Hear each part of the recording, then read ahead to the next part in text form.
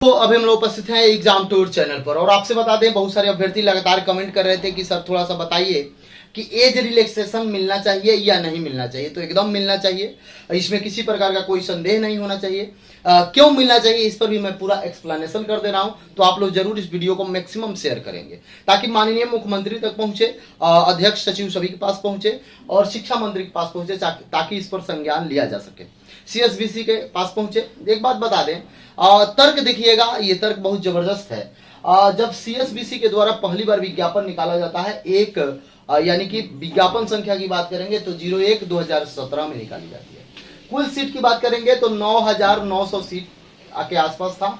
यदि कब निकाला गया तो 29/7/2017 को, यानी कि 29/7/2017 को, और इसका लास्ट डेट था 31/8/2017 तक।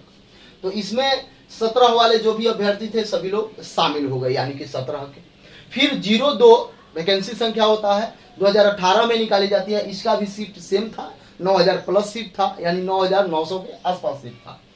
इसकी वैकेंसी निकाली जाती है 26/5/2018 को और लास्ट डेट था 30/6/2018, यानी 18 तक के जो भी अभ्यर्थी थे, 18 से पहले तक जिनका भी एज था वह इस फॉर्म को भरे, अच्छा से एग्जाम दिए। जिनका हुआ था, जो मेहनत किए थे उनका हुआ, जो मेहनत नहीं किए थे उनका नहीं हुआ। और भी आप जानते हैं कि अभी तक का जो बिहार पुलिस का रिकॉर्ड रहा है वो सब आप जानते हैं। थोड़ा सा हमेशा से जो आरोप लगता है वो आरोप लगता ही आया है, तो इन सब पर भी आरोप लगा, किसी प्रकार का कोई दिक्कत नहीं था।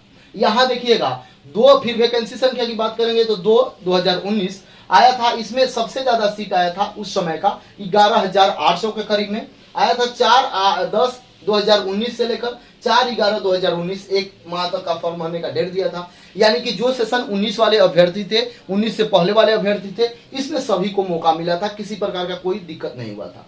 लेकिन जब 5 वाला आया, यानी वैकेंसी संख्या की बात करेंगे तो 05/2020 में आया था। 8415 सीट था, जो कि अभी इससे पहले वाला लास्ट तक हुआ है। उसके बाद नया वैकेंसी 11/11/2020 में इसका आया, 14/12/2020 में तक भरना था। थोड़ा सा ध्यान पूर्वक देखें, समझे, जानने का प्रयास करेंगे। अब जो नया वैकेंसी आया, यानी कि जो वैकेंसी ये 20 में आया था, उसके बाद डायरेक्ट 23 में आ रहा है, यानी कि 3 साल का गैप हो रहा है।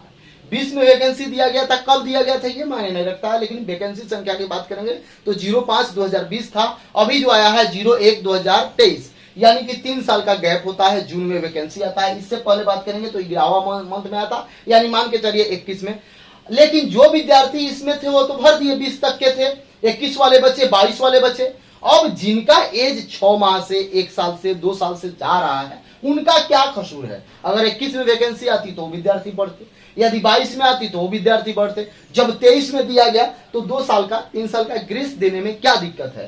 ताकि कोरोना काल को लेकर ऐसा नहीं है कि केवल आज का जो वैकेंसी है, यानी 01/2023 वाला 21,391 सीट है, सबसे ज्यादा सीट है, और 9/6/2023 से लेकर 20/7/2023 तक फॉर्म भरे जाएंगे। अब थोड़ा सा ध्यान दीजिएगा। उम्र की बात करेंगे तो आयु सीमा मांग दिया है 2022 मांग दिया गया है, जबकि उनका मतलब ये लोग जो सोच रहे होंगे कि 21 तक तो हमारा वैकेंसी ही था, इस तक पूरा हुआ, 22 में गया, इसलिए ऐसा नहीं होना चाहिए। जो विद्यार्थी आपका वैकेंसी लंबा चला गया तो ये विद्यार्थी का कोई दोष नहीं है, कोरोना काल के चलते गया या आपके सिस्टम के चलते गया। अभ्यर्थी तो नहीं बोले कि आप इसको लंबा 2 साल खींच दीजिए, 1.5 साल खींच दीजिए।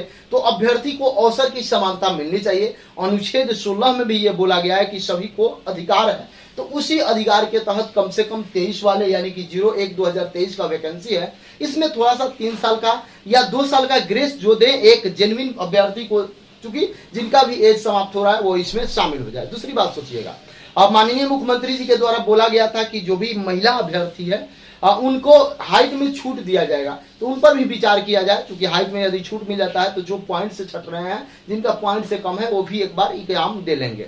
चौथी बात है, जब ये वैकेंसी 23 में है, ठीक है, बहुत सारे अभ्यर्थी जो इस बार पास आउट हुए हैं उनके लिए लेकर आप लोग भी लगातार कमेंट कर रहे थे, तो मैं बता दूं 23 वाले जो अभ्यर्थी हैं उनको आगे भी मौका मिल सकता है। लेकिन जो 21 वाले हैं, जो उससे पहले वाले हैं, उनको लास्ट एज हो गया, उनको मौका नहीं मिलेगा। तो इस पर भी विचार कर सकते हैं। यदि चाहे आयोग तो 23 वाले को भी दे सकते हैं, जिनका एज होगा वो भरेंगे, जिनका एज नहीं होगा 2-4 सुधार यदि हो जाए और अच्छा तरीका से एग्जाम लिया जाए, प्रश्न पत्र अभ्यर्थी को दिया जाए, आंसर की दिया जाए, अभ्यर्थी से आपत्ति मांग लिया जाए, तो इससे बेहतरीन कोई आयोग ही नहीं होगा। तो इस तरीका से मैं विनती करता हूं कि इस वीडियो वीडियो को मैक्सिमम शेयर करें ताकि सभी के पास जाए और आयोग इस पर विचार करे और विचार करके कम से कम प्रश्न पत्र अभ्यर्थी को दे। ओएमआर शीट का एक कार्बन कॉपी होता है वो भी दे।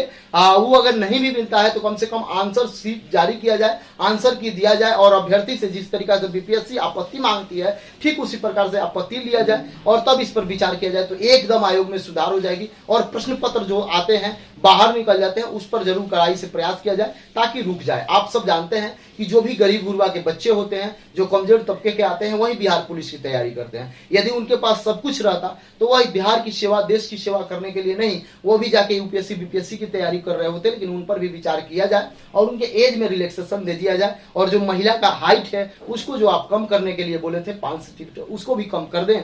और यदि चाहते हैं कि इसमें मैक्सिमम बच्चे की भागीदारी हो तो 23 वाले को भी आवेदन लेने का कृपा करें। जय हिंद, जय भारत, जय युवा।